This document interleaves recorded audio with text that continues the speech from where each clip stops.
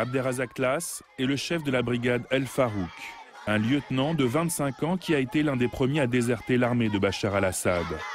Ce sunnite, neveu de l'ancien ministre de la Défense, est devenu le symbole de la résistance au régime. Ce matin, le lieutenant Tlas s'apprête à accueillir de nouvelles recrues qui ont rejoint son groupe de combattants, des civils. Ils sont de plus en plus nombreux à soutenir la cause des insurgés. Ils représenteraient aujourd'hui jusqu'à 10% de leurs effectifs. Ces nouveaux vont rejoindre les autres aux barricades. C'est grâce à elles qu'on protège tous les accès à Bab Amar. Le plus gros de nos troupes se trouve donc au checkpoint.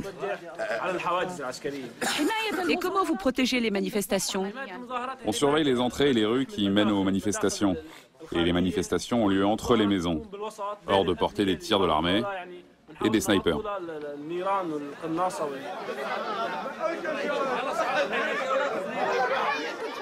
C'est pour eux que vous vous battez? Oui, les petits surtout, mais aussi les grands, les vieux, les femmes, le peuple tout entier. Ils constituent un message clair pour Bachar. Oui, c'est eux les héros, la génération de la liberté.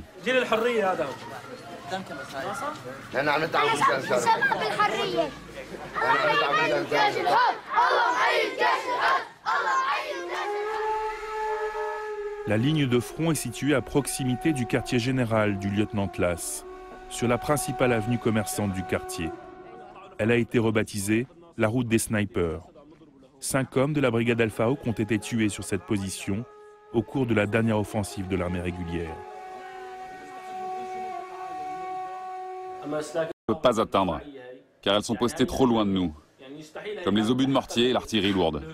Normalement, cela ne doit pas être utilisé contre les villes, mais pour préparer une offensive contre une armée ennemie. Et eux, ils utilisent le mortier contre des civils, contre les quartiers, et face à ça, on est impuissant. Ils prennent la population en otage pour faire pression sur nous, pour qu'on se retire. إنه نترك الناس ونخرج برا.